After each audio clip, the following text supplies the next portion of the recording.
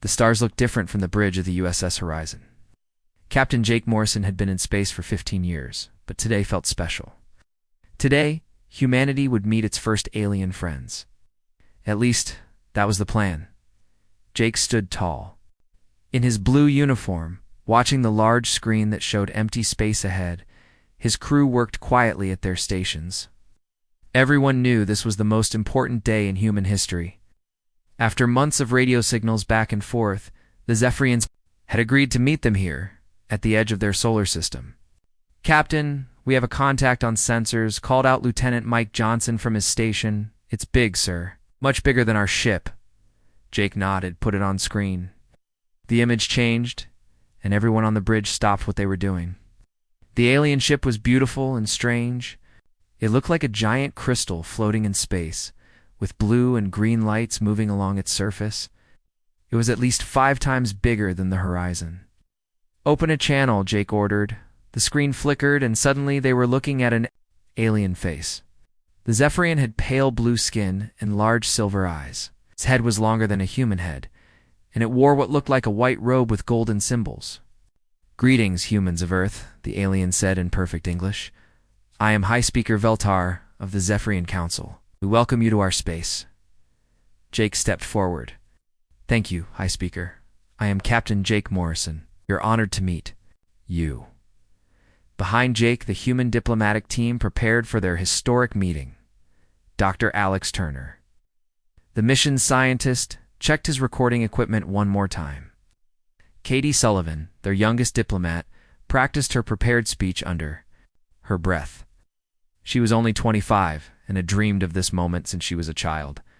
"We invite you aboard our vessel," Veltar continued. "Bring your diplomatic team. We have much to discuss." An hour later, Jake and his team stood in the alien ship's docking bay. The walls seemed to glow with their own light, and the air smelled like flowers. Katie couldn't hide her excitement as she looked around with wide eyes. "This is incredible," she whispered to Dr. Turner. "Look at those patterns on the walls. They're moving." The doctor smiled. Katie's enthusiasm reminded him why. He loved exploring space. "Remember, we're here to learn, but also to teach them about us." High Speaker Veltar appeared with 2 other Zephyrians.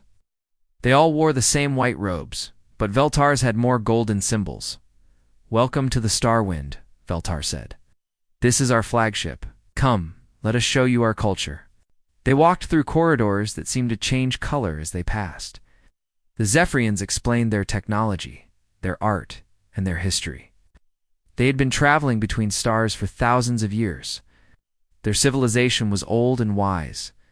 They said, "We are interested in trade," Veltar explained as they entered a large room filled with strange objects. "Your species is young, but you have something we value." "What's that?" Jake asked. "Creativity. Chaos. Your minds work differently than ours. We have achieved perfect order, but we have lost the ability to create new things. Your art, your music, your stories, these fascinate us." Katie stepped closer to examine a tall crystal. Structure in the center of the room was beautiful, with layers of different colors swirling inside like frozen smoke. "This is our most sacred artifact," one of the other Zephyrians said. "The heart of order. It represents our civilizations." "Greatest achievement, perfect harmony." Katie nodded, fascinated. The crystal seemed to call to her. Without thinking, she reached out and touched its smooth surface. The moment her finger made contact, everything changed. The crystal flashed with bright white light. Oh. 3 Zephyrians made a sound like screaming, but not with their mouths. The sounds seemed to come from their minds. They stepped back from Katie as if she had become dangerous. "What have you done?" Veltar's voice was no longer friendly. His silver eyes had become dark, and his body shook with anger. Katie pulled her hand back quickly. "I'm sorry, I didn't know. I was just looking." "I've defiled the heart of order," another Zephyrian said. "No unclean being may touch the sacred." "Crystal." Dr. Turner stepped forward. "It was an accident. She meant no harm. In our culture, touching objects is how we learn about them." "Your culture is irrelevant," Veltar said coldly. "She has committed the greatest sin possible in our society. The penalty is death." Jake moved protectively in front of Katie. "Now wait just a minute. She didn't know about your rules. This is clearly a misunderstanding. Excuse for sacrilege, Veltar replied. Oh. Our laws are absolute. She touched the heart of order with impure hands. She must pay the price. Please, Katie said, her voice shaking. I truly didn't know. I would never intentionally disrespect your beliefs. Can't I make up for this somehow? The three Zephorians spoke to each other in their own language, making sounds like wind through leaves. Finally, Veltar turned back to the humans. The council has decided. Justice must be served immediately. This is insane, Jake said. We won't allow it. You're in our space. On our ship, Veltar said. Your permission is not required. Before any of the humans could react, one of the other Zephorians raised his hand. A beam of bright energy shot out and struck Katie in the chest. She didn't even have time to scream. She simply fell to the floor and was still. Dr. Turner dropped to his knees beside her, but it was too late. Katie Sullivan, humanity's youngest diplomat, was dead.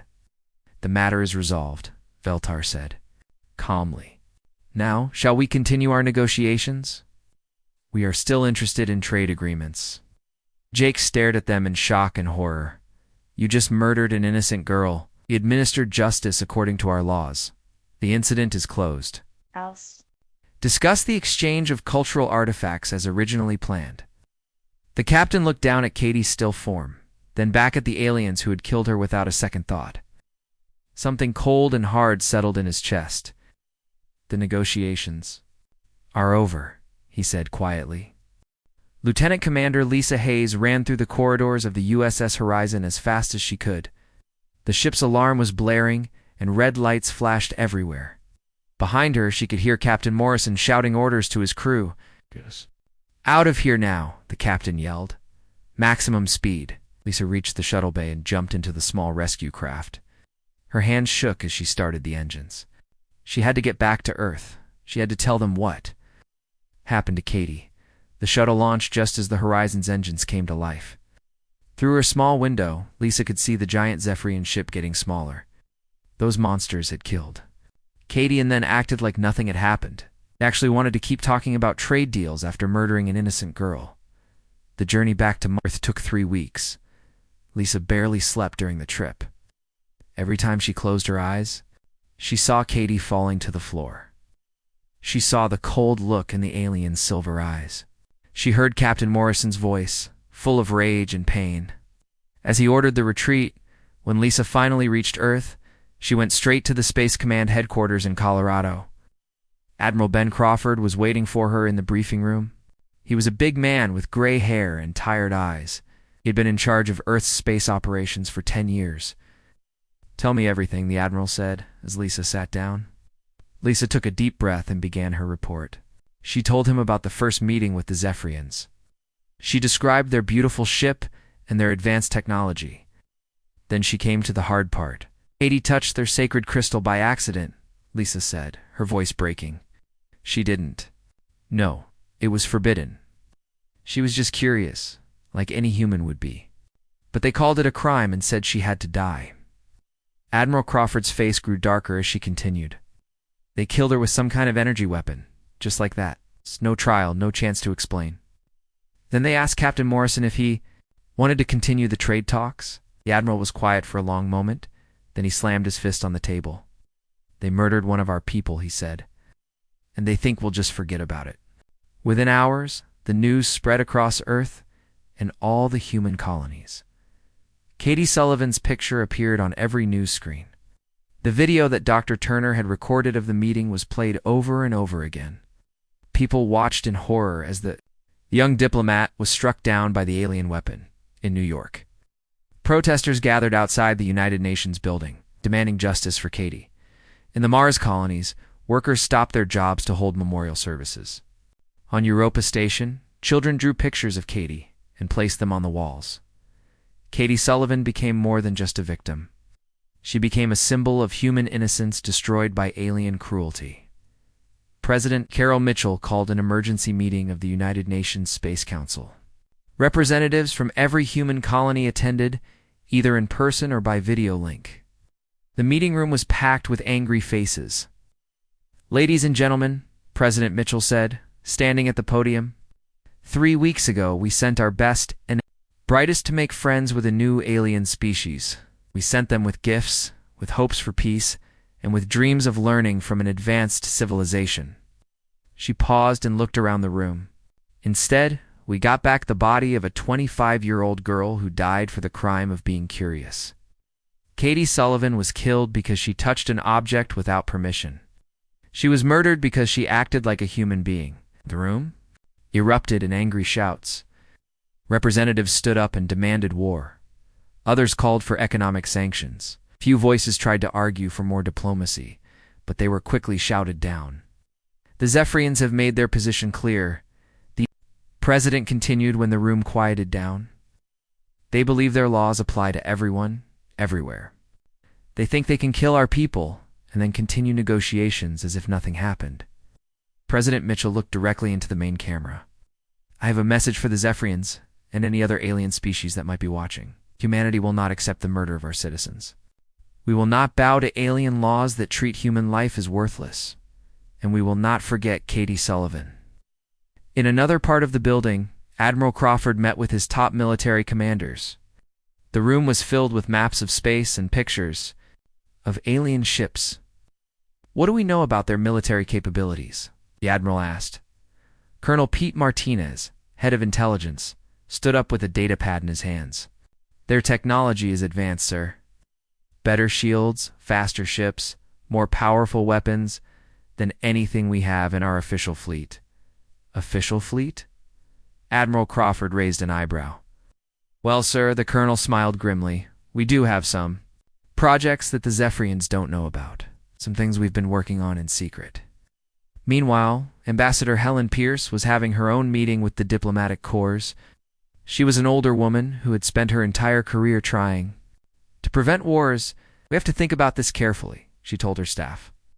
If we respond with violence, we could start a war that destroys both species. They already started the war when they killed Katie, said Ambassador Roy Clark. They just don't know it yet. One death doesn't have to lead to thousands more, Pierce argued. We can still find a peaceful solution. But even as she spoke, she could see the doubt in her staff's eyes. The video of Katie's death had changed everything. The young woman's face was everywhere now, on posters and memorial walls. She had become humanity's first martyr in the age of alien contact.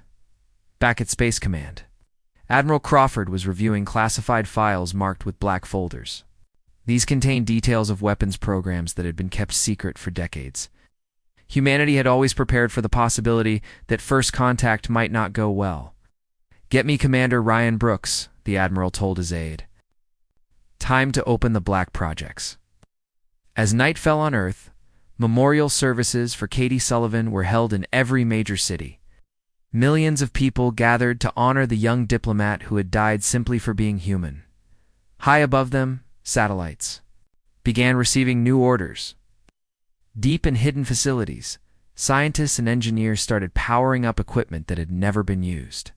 And in the depths of space, automated systems began moving ships that officially didn't exist. The Zephyrians had made a terrible mistake. They had killed a human and expected humanity to accept it. But they didn't understand what they had done. They had awakened something in humanity that had been sleeping since the last World War. They were about to learn that humans could be much more dangerous than they appeared. Deep underground in the Rocky Mountains, Commander Ryan Brooks walked through corridors that didn't appear on any public map. The Black Mountain facility had been built in secret 20 years ago, when humanity first started looking for life.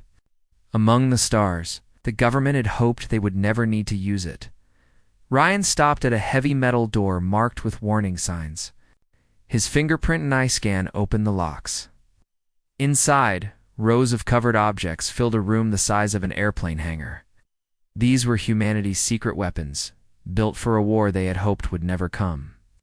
Remove the covers, Ryan ordered. His team, the white sheets fell away to reveal sleek black spacecraft unlike anything in the official human fleet. These ships had no names, no numbers, just dark metal that seemed to drink in the light. They were built for one purpose: to kill. Sir, called out Dr. Nina Walsh from across the room. She was the head scientist for the Black Projects. It's a small woman with sharp eyes who had spent 10 years designing weapons that could fight aliens. The quantum torpedoes are ready for installation. Ryan nodded. For years they had planned for this day. While the public thought humanity only had exploration ships and basic defense platforms, the truth was very different. Hidden in secret bases across human space, weapons that could crack planets waited for orders. How long until we can launch? Ryan asked. 72 hours, Nina replied. We need to install the new targeting systems and load the ships with everything we've built. Meanwhile, on the surface, Ambassador Helen Pierce was still trying to save the peace. She sat in her office making video calls to anyone who would listen. On her screen was the face of High Speaker Veltar, the alien who had ordered Katie's death. High Speaker, she said, keeping her voice calm. Surely we can find a solution that doesn't involve more violence. Katie Sullivan's death was a tragedy, but it doesn't have to lead to war. Veltar's silver eyes showed no emotion. There is nothing to discuss, Ambassador. Justice was served according to our laws. Your people must learn to respect superior civilizations. Superior. Pierce felt her control slipping. You murdered a girl for touching an object. Eliminated. A criminal who defiled our most sacred artifact, Veltar corrected. If your species wishes to interact with civilized beings, you must follow civilized laws. Pierce tried one more time. What if we offered compensation? For the cultural misunderstanding? The only compensation we require is continued trade negotiations, Veltar said. Send another diplomatic team. Make sure they are properly educated about our customs this time. The call ended, and Pierce stared at the blank screen. The aliens truly didn't understand what they had done. They thought humans would just accept Katie's death and move on. They had no idea what was coming. In another part of the world, Admiral Crawford stood in the war room deep beneath Space Command headquarters. Giant screens showed the positions of every human ship in space, both the public fleet and the secret. 1. Red dots marked Zephyrian positions based on intelligence reports. Status report, the Admiral said to his staff. Colonel Martinez stepped forward with his data pad. The Zephyrians have 17 major ships in their home system. Their defenses are strong, but they're designed to fight other aliens, not us. What's our advantage? Crawford asked. Speed and surprise, sir. Our black ships are smaller but faster. They can't see us coming until it's too late. Plus, we have weapons they've never encountered. Crawford studied the tactical displays. About their ground forces. Limited. They've been peaceful for so long, they don't maintain large armies. Most of their soldiers are more like police officers. The Admiral smiled grimly. They're about to learn the difference between peace and war. Across the galaxy, the Zephyrians continued their normal lives. They had already forgotten about the human incident. High Speaker Veltar was planning a cultural festival. The military commanders were discussing trade routes. None of them were preparing for battle. In their crystal cities, Zephyrian children played games of harmony and order. Their parents worked in laboratories, creating beautiful art and advancing their peaceful technology.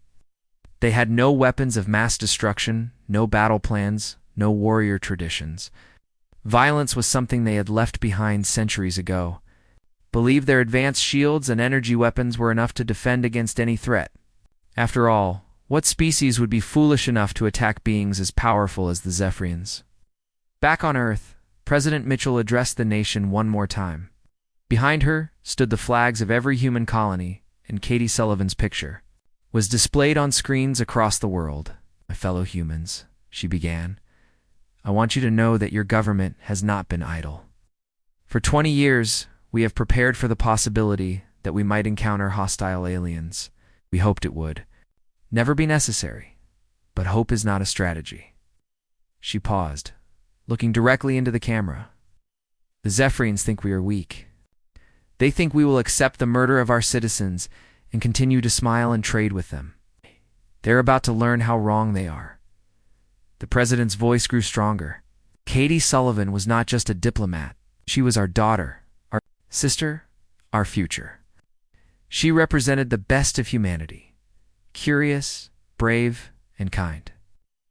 The aliens who killed her saw only weakness in these qualities. They will soon discover that humanity's greatest strength comes from protecting those who cannot protect themselves. In the secret facilities, human engineers worked around the clock. They installed new weapon systems that could punch through any known shield technology. They loaded ships with missiles that could track targets across solar systems. They prepared soldiers who had trained their entire lives for a war against aliens. Dr. Walsh ran final tests on the quantum torpedoes. Each one contained enough power to destroy a city. She had never wanted to build such weapons, but Katie's death had changed everything. Sometimes she realized peace could only be preserved through the threat of overwhelming force. Commander Brooks reviewed the attack plans one final time. Phase 1 would disable the Zephyrian defense grid. Phase 2 would target their government and military centers. Phase 3 would capture their leadership for trial. "Sir," one of his officers asked, "what if they try to surrender?" Brooks looked at Katie's picture on the wall, and they should have thought of that before they killed an innocent girl. The countdown had begun. In 60 hours, humanity would reveal its true nature to the galaxy. The Zephyrians had made their choice when they pulled the trigger. They would face the consequences of underestimating the species they thought was weak and primitive. The age of human diplomacy was ending. The age of human justice was about to begin. Captain Steve Martin stood on the bridge of the USS Vengeance, watching the stars ahead. His ship was completely black, invisible to most sensors, and loaded with weapons that could destroy entire cities. Behind him, 50 other black ships moved silently through space toward the Zephyrian home system. "How long until we reach the target?"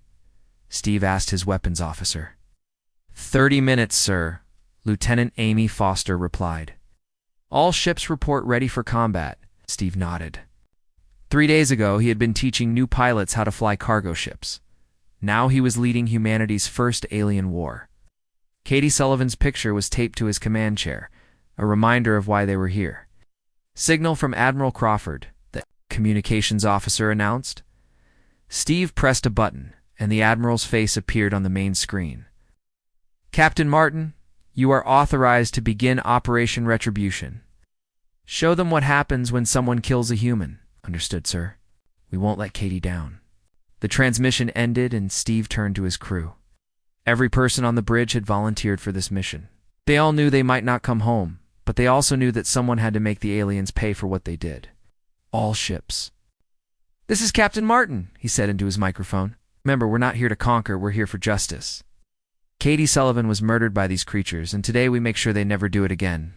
In the Zephyrian home system, High Speaker Veltar was having breakfast in his crystal palace. The morning sun made the walls glow with soft blue light. He was reading reports about the next cultural festival when his aide rushed in, looking frightened. "High Speaker, we have a problem," the aide said. "Our outer sensors are detecting something strange." Veltar looked up from his reading. "What kind of strange?" "Ships, sir. Lots of them. They appeared out of nowhere, like they were invisible." "Impossible," Veltar said calmly. "Our sensors can detect anything within 50 light minutes of our system. You must be reading the data wrong." "Sir, I've checked 3 times. There are at least 50 unknown vessels moving toward our planet at high speed." Veltar stood up, suddenly worried. "Are they human ships?" "We don't know, sir. They don't match any known human designs." Meanwhile, Commander Ryan Brooks was leading the ground assault team aboard a smaller ship called the Shadow.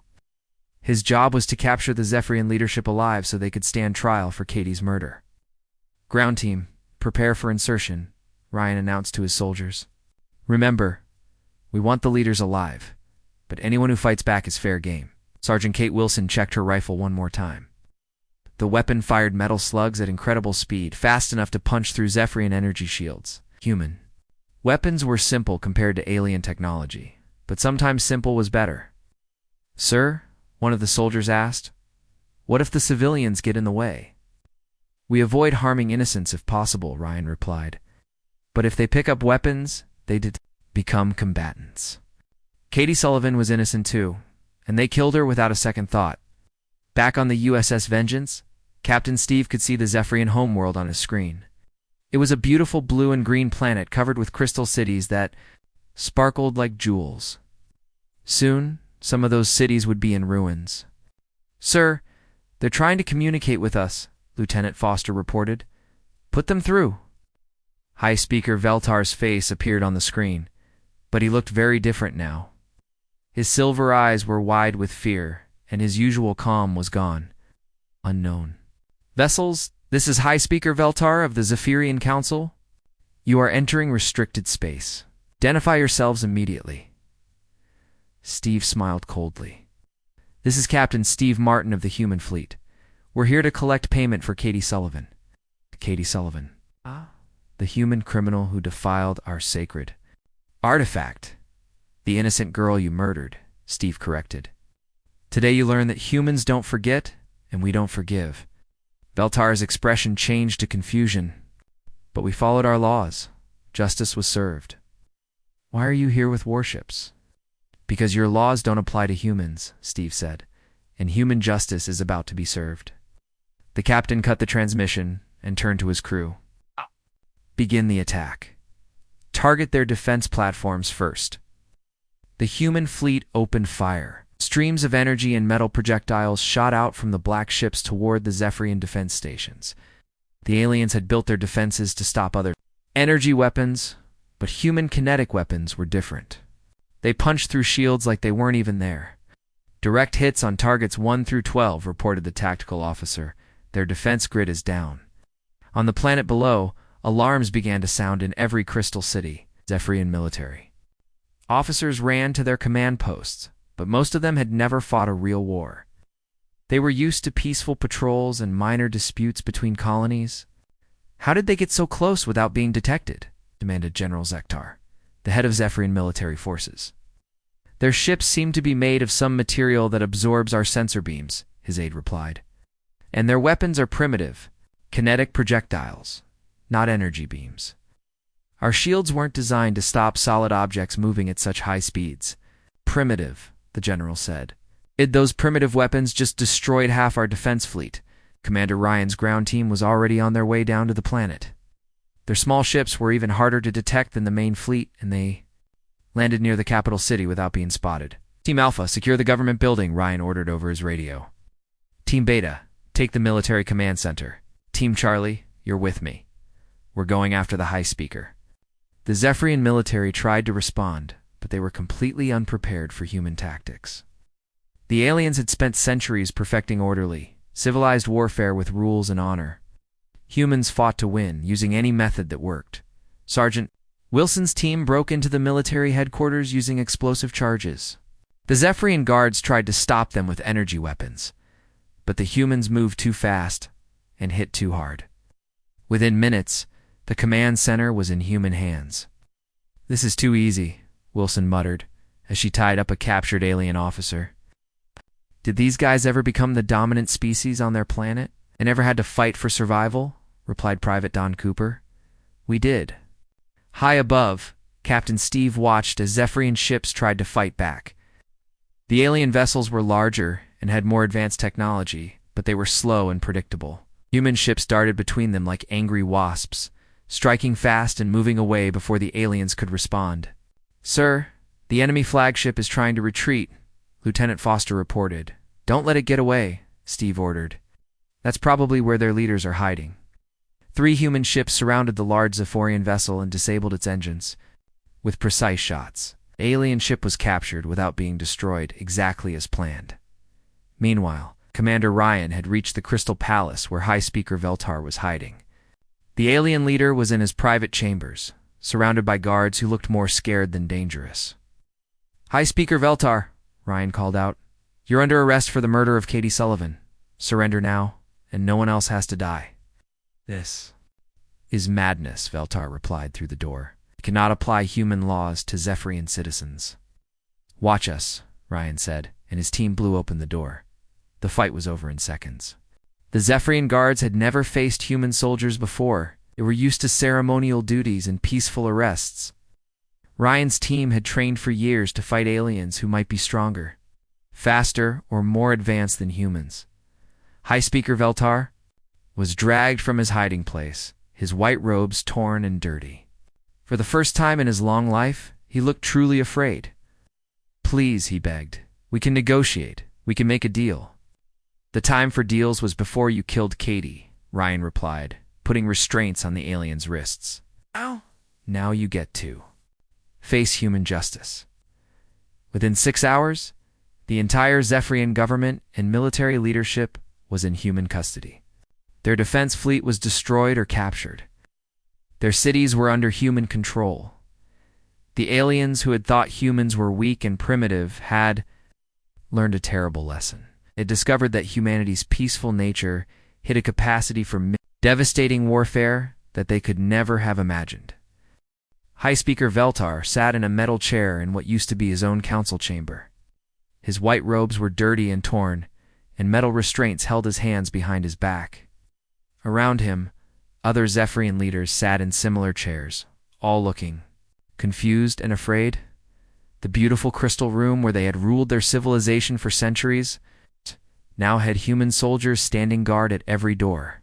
Admiral Ben Crawford sat across from them at a simple metal table, looking at each alien leader with cold eyes. "This is illegal," Veltar said, his voice shaking. "You have no authority here. We are the government of this system." Admiral Crawford leaned back in his chair. "You were the government. Now you're prisoners waiting for trial." "Trial? For what crime? We followed our laws when we executed the human criminal." The Admiral's face grew darker. Her name was Katie Sullivan. She was 25 years old. She wanted to be a teacher. When she finished her diplomatic service, and you killed her for touching a piece of crystal, she defiled our most sacred artifact, another Zephyrian leader said. "The penalty for such sacrilege has always been death." "Your sacred artifact," Crawford repeated slowly. "Tell me, High Speaker, how many people have you killed for touching this crystal?" Veltar looked uncomfortable. "In the past 1,000 years, perhaps. ... Perhaps 3 or 4. But they were all criminals who knew the law. Katie didn't know your law. She had been on your ship for less than 2 hours. She was trying to learn about your culture, not insult it."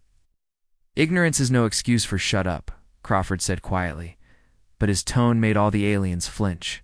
I don't want to hear about your laws anymore. Let me tell you about human laws." The Admiral stood up and began walking around the table. "In human society, we have something called proportional response. If someone accidentally bumps into you, you don't shoot them. If someone makes a mistake, you teach them. You don't execute them." He stopped in front of Veltar. "But if someone murders one of our people, especially an innocent young woman who is trying to make friends, then we respond with overwhelming force. That's human law." "This is madness," Veltar whispered. "Our one life cannot be worth all this destruction." Crawford smiled, but there was no warmth in it. "That's where you're wrong. Every human life is worth this much and more. Katie Sullivan was worth your entire civilization." General Zektar, the Zephyrian military commander, tried to speak. "Admiral, surely we can reach some agreement. We didn't understand human customs. This was all a misunderstanding." "A misunderstanding?" Crawford turned to face him. "You killed a girl and then asked her captain if you wanted to continue trade negotiations? You thought so little of human life that you expected us to just forget about it." The Admiral walked to the window that looked out over the Crystal City. Smoke was still rising from several buildings that had been damaged in the attack. "Look at your city, General. Look at what we did to your superior civilization in less than 6 hours. We destroyed your entire defense fleet. We captured your government. We took control of your planet. We did it with weapons you called primitive." He turned back to face them. "Do you know why we won so easily? It's not because our technology is better. It's because we understand something you forgot a long time ago." "What?" Veltar asked quietly. "That peace is only possible when people are willing to fight for it. You became so civilized that you forgot how to defend yourselves. You thought your advanced shields and energy weapons would protect you from any threat." Crawford sat back down at the table. "But you never prepared for an enemy that didn't follow your rules. You never imagined facing a species that would use kinetic weapons, stealth technology, and surprise attacks. You were so busy being superior that you forgot to be ready." Commander Ryan Brooks entered the room and saluted the Admiral. "Sir, we've Finished securing all government facilities. Total human casualties, 0. Zephyrian military casualties, 47 dead, 112 wounded. And civilian casualties, Crawford asked. None, sir. Our forces avoided all populated areas except for government buildings. Veltar looked surprised. You spared our civilians. Of course we did, Crawford replied. We're not monsters. We came here for justice, not genocide. Your civilians didn't kill Katie Sullivan. You did. The High Speaker stared at the human admiral. I don't understand your species. You have the power to destroy us completely, but you choose not to. Why? Because that's what makes us different from you, Crawford said. We don't kill innocent people. We only kill those who threaten us or harm our own. Dr. Nina Walsh entered the room carrying a datapad. She was the scientist who had designed many of the weapons used in the attack. Admiral, we've analyzed their technology. Their energy weapons and shield systems are indeed more advanced than our standard equipment. But they have no kinetic defenses at all. It's like they forgot that solid objects can be dangerous. Interesting, Crawford said. Doctor, in your opinion, how long would it take them to rebuild their military? With their current technology, be 5 years to replace what we destroyed. But they'd need to completely redesign their defense systems to counter our weapons. That could take decades. The Admiral nodded and turned back to the Zephyrian leaders. Here's what's going to happen. You're all going to stand trial for the murder of Katie Sullivan. If you're found guilty, you'll spend the rest of your lives in human prisons. And our civilization? General Zektar asked. Your people will choose new leaders. Leaders who understand that killing humans has consequences. We're going to station a permanent fleet in your system to make sure the new government remembers this lesson. This is occupation, Veltar protested. This is insurance, Crawford corrected. We're going to make sure that no human is ever murdered on your world again. Ambassador Helen Pierce entered the room, followed by several other human diplomats. She had opposed the military action, but even she couldn't argue with the results. Admiral, she said, the new Zephyrian Council has agreed. To our terms, they'll sign a treaty acknowledging human sovereignty over human citizens, regardless of location. Good, Crawford replied. What about reparations? You're offering to share their advanced technology as payment for the damage they caused. The Admiral looked at Veltar one more time. You wanted to trade with us, High Speaker? You wanted our creativity, our chaos, our ability to think differently? Well, now you get to see what human creativity looks like when we're angry. He stood up and walked toward the door. Captain Martin, prepare to transport the prisoners to Earth for trial. Commander Brooks, begin establishing our permanent base. Ambassador Pierce, work with the new Zephyrian government to draft the peace treaty. As the humans left the room, Veltar called out to Admiral Crawford. Admiral, one question. How many more ships do you have? Crawford paused at the door and looked back. High Speaker, what you saw today was just one small battle group with conventional weapons. You really don't want to find out what happens if you make us bring out the serious hardware. The door closed, leaving the defeated alien leaders alone with their thoughts. Outside, in the Crystal City, human soldiers worked alongside Zephyrian civilians to repair the damage from the attack. Children from both species played together in the streets, unaware that they were witnessing the beginning of a new age in galactic politics. At the human base being constructed outside the city, a memorial wall was built. Katie Sullivan's picture was placed in the center, surrounded by the names of every human who had participated in Operation Retribution. The galaxy had learned an important lesson. Humanity might appear peaceful and friendly, but they were also capable of devastating warfare when their people were threatened. Katie Sullivan's death had changed everything. From that day forward, no alien species would ever again make the mistake of thinking humans were weak. They had seen what happened to those who underestimated humanity's capacity for both justice and vengeance. The age of human diplomacy had ended with Katie's murder. The age of human dominance had begun with her justice.